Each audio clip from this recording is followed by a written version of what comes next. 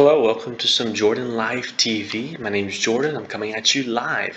Today, I'm talking about in this video. I want to share some more progression in the modding update and the ability to edit the code on the fly whilst you're playing the game. Now, let me press play here, and I'm recording my PC today, which is much more comfortable. You'll instantly notice the map level. You'll notice that the map level on Windows has better noise here in the terrain for the map for whatever reason. And of course, we'll crouch over at level 1. We'll go over at level 2. Now, yesterday, if you saw the video before, last video, when you clicked on here, it showed a little pop-up, and it was cool. It was a cool concept. I had a hard time figuring out how to make it look pretty, and I decided to go with this. Now, instead of it being a pop-up, it's an actual new window, and it shows the entirety of the code, and it also shows all the folders that exist in your project. Oh, excuse me. Maybe I'll remove that. Inside of the mods folder that every project will contain. And we are mostly focused on our little spike ball. You should see it here on the top. I have to fix that for the next video and for the update. Oh, sorry, this is our door actually. On our door, you'll notice we can realize that we have some variables, some global variables set that run once in initiation. It's because it's this JavaScript, and the JavaScript modules are initiated via running them at once. And there's some logic for get argument name, if it's not locked, if it is locked. All right, and if I were to just change here the name, or even get argument name, but if I change the name to text2, I click save, and I close. By the way, if you notice, I just yawned there because it's almost 1 a.m. I'm very tired, but I really want to show how the game's going. I just changed the name, but oh, it did change the text too. It's supposed to go empty. Huh, interesting. That's fine. If I wish to crouch underneath it now, I'll get an exception. This has to be fixed. The reason I'm getting an exception is because the arguments are not being, because when you save here, when you save, this is actually recompiling the code in the background, and it's not passing correctly the arguments. To show you the level better, I'm just gonna restart the game. Text is 2, or sorry, name is text2 globally, but we just set that to get argument name. I'm gonna remove this text2 because now it also saves on my system. I don't use Visual Studio Code much anymore. Let me start again. This is like, think about this as a hot restart, and the actual code changes as a hot refresh. I have to fix the argument passing. Now, this is one I actually need to write some code for, because the spike ball, for whatever reason, when the follow player isn't quite working, it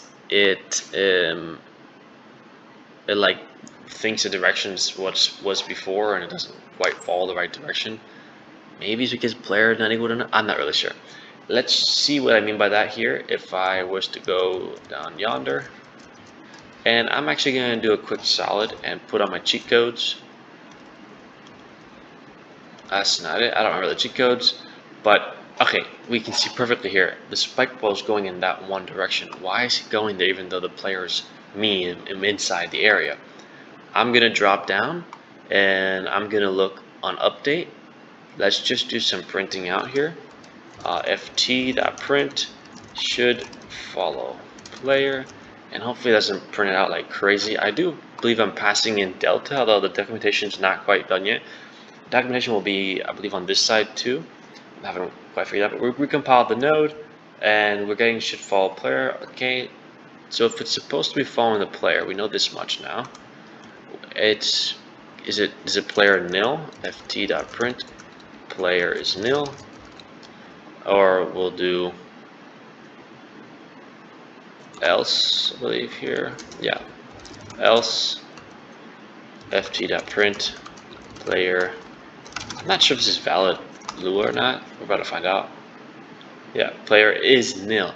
Why is player nil though? That's the question of the day, huh? So player, we know now that player is nil. let's figure out why players know. Player not equal to nil. What player? Oh, what the heck? Player not equal. Wait. Said player is nil. Sorry, my mistake. Player is actually not nil. This would mean that player is nil. If player is not equal to nil, which means that we have a player. If I was to do ft.print direction, if direction is not equal to nil, we save the direction. That makes sense.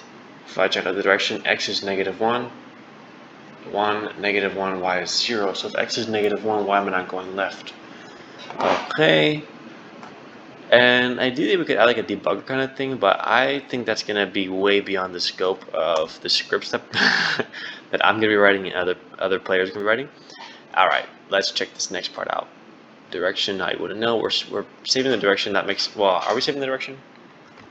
Yeah, direction is not nil, so we must be saving the direction. And then, so we're following the player with the direction. 1, 0. This could be the only case here. ft. I like to keep it. Support my tabs. Oh, not quite tabbing right. ft print direction is null. Nil, null, same freaking thing. No, direction is not null. So that's not doing it. Perhaps.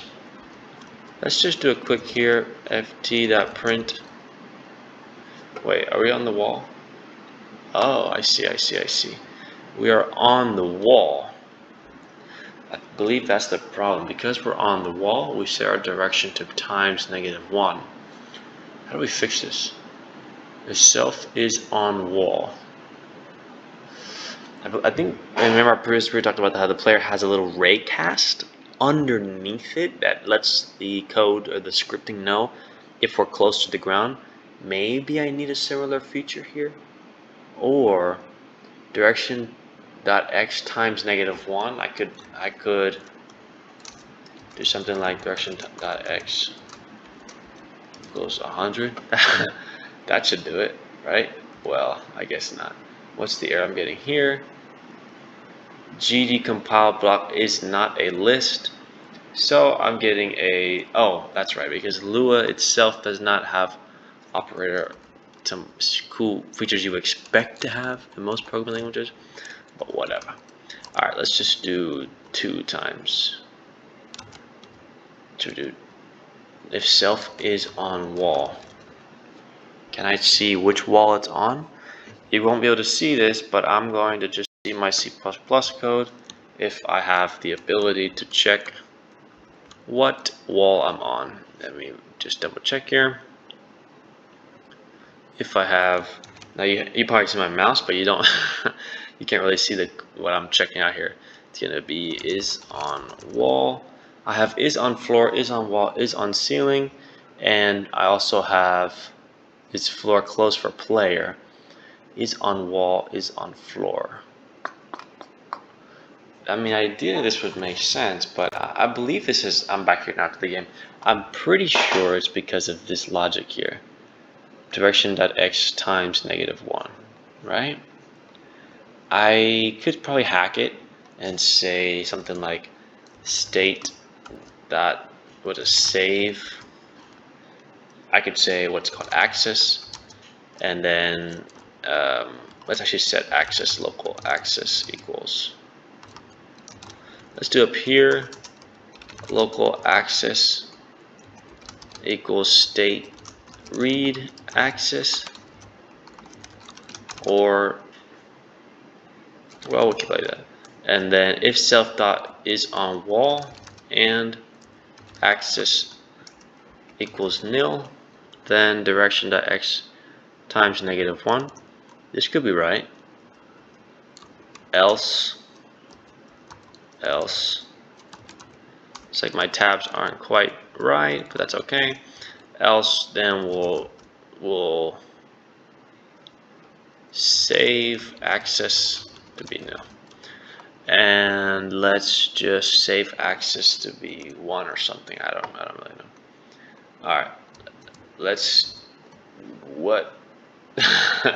Well, I'm not sure if it didn't work or if because the script crashed last time when the script errors out, it doesn't recompile. Let's double check. Let's just go ahead and restart the game. Let's do restart. Hope we can get that same bug to happen though. That'd be great.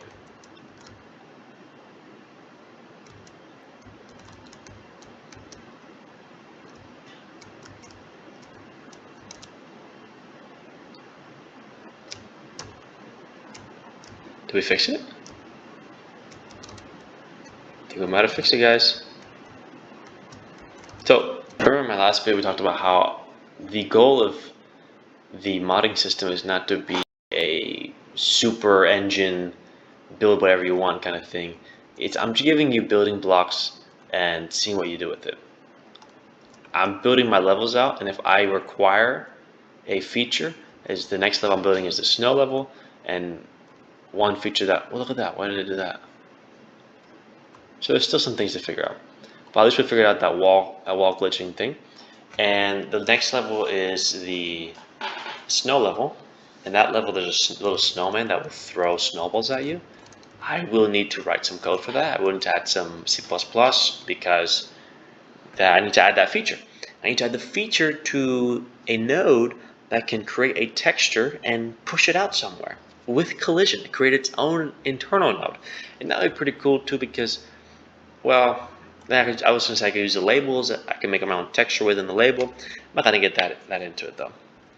I'm building out what I need to make my game, to add the levels, and we just saw I was able to fix a bug. If I go back to that level, well, I was able to fix a wall jumping bug by chopping into the code and using the features that are already defined within the game. It's trying to be it's trying to be a one size fits all kind of thing. It's being, if it works, if I can do it within my game, I'm not going to bother myself. I don't want to bother myself to create helper methods or abstraction when I have maybe I think I have 5 people who bought the game so far, and most of them are my family. If the game gets really big and people start playing and they say, hey, we want this feature, whatever, and I'm able to afford it, of course, then heck yeah, I'll add the features. I'll do it sparingly though. The features are meant to be added as new level requirements are needed, not necessarily as, hey, there's some boilerplate code, can we remove it? No, probably not.